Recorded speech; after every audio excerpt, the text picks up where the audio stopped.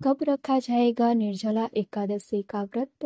Note करें शुभ मुहूर्त व पूजा विधि। निर्जला एकादशी को भीमसेनी एकादशी भी कहा जाता है।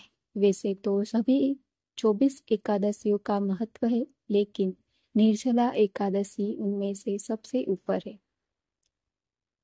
धार्मिक मान्यताओं के मुताबिक सिर्फ एक निर्जला एकादशी का व्रत रखने से 24 एकादशी का फल मिलता है। तो आइए जानते हैं कि एकादशी का व्रत कब रखा जाएगा। हिंदू धर्म में अनुसार एकादशी का व्रत करने से मनुष्य को लक्ष्मी और नारायण की असीम कृपा प्राप्त होती है और समस्त पापों से मुक्ति मिलती है। वैसे तो सभी 24 एकादशियों का महत्व है, लेकिन निर्जला एकादशी उनमें से सबसे ऊपर है। धार्मिक मान्यताओं के मुताबिक सिर्फ एक निर्जला एकादशी का व्रत रखने से 24 एकादशियों का फल मिलता है। निर्जला एकादशी को भीमसेनी एकादशी भी कहा जाता है। इस दिन भगवान विष्णु और माता लक्ष्मी की पूजा की जाती है। इस साल निर्जला एकादशी 2 दिन मनाई जाएगी।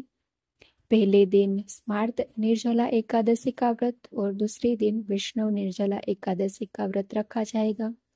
हिंदू पंचांग के मुताबिक एकादशी की तिथि 6 जून 2025 को रात 2:15 तक से शुरू होकर 7 जून को सुबह 4:47 पर समाप्त होगी।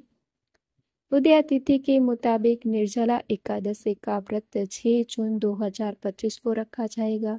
स्मार्त निर्जला एकादशी व्रत को 6 जून को और वैष्णव निर्जला एकादशी का व्रत 7 जून 2025 को रखा जाएगा।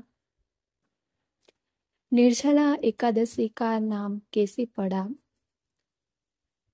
धार्मिक मान्यता के अनुसार निर्जला एकादशी का व्रत रखने से व्यक्ति के सारे पाप धुल जाते हैं और मोक्ष की प्राप्ति होती है। इस दिन दान पुण्य करना विशेष शुभ माना जाता है। ऐसा करने से धन की कमी नहीं होती है। माना जाता है कि व्यास जी के कहने पर भीम ने निर्जला एकादशी का व्रत रखा था।